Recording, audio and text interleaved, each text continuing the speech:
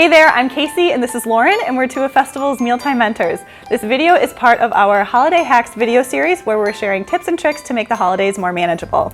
And today we're sharing tips on how to rescue your turkey in case of a turkey emergency, which I think we've all been there. We've had those panic moments of, is my turkey going to make it? Most definitely. So the first situation we're going to talk about is you tried to thaw your turkey, but you get to the day of and it's still frozen. What do you do? Yes, that has happened to me before.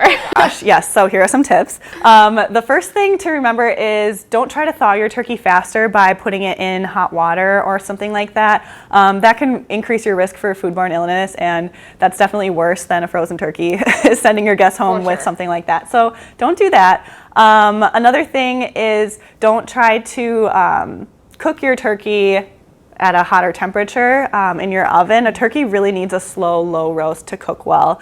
But it turns out you can cook a frozen turkey. It's perfectly safe. So you'll still want to cook it at the same temperature, but it will take about 50% longer depending on how frozen the turkey still is.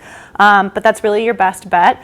Another thing is you do not want to deep fry a frozen turkey. That's very dangerous. Yes, you could have an explosion. So yeah, a slow, low roast in your oven that will just take a little bit more time is the best bet.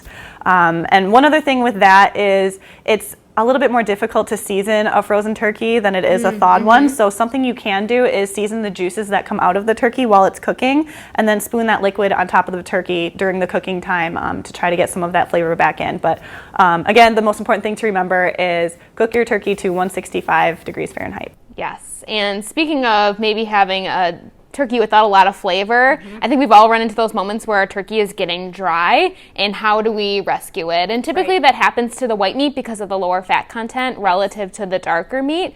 So a couple things you can do. The first thing is you can combine melted butter and chicken broth and just put it all over the turkey, spoon it over the turkey, roast it in the oven at about 200 degrees, so again that low temperature for 15 minutes, and that should really help provide a little bit more moisture back into the turkey.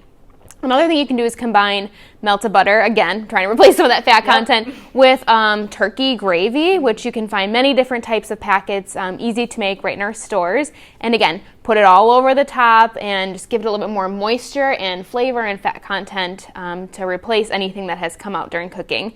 And really the last step, speaking of gravy, just serve it with more gravy. Yes. Spoon it over the top when it's done cooking, serve it with more on the side, encourage your guests to eat more gravy, and really, who doesn't love turkey doused with gravy? Nobody, especially on a holiday. Absolutely. Perfect. Yeah. Well, share your hacks on social media using #HolidayHack. For more videos from our Holiday Hack series, check out our YouTube channel, and for more recipes, check out festfoods.com/seasons. Happy holidays!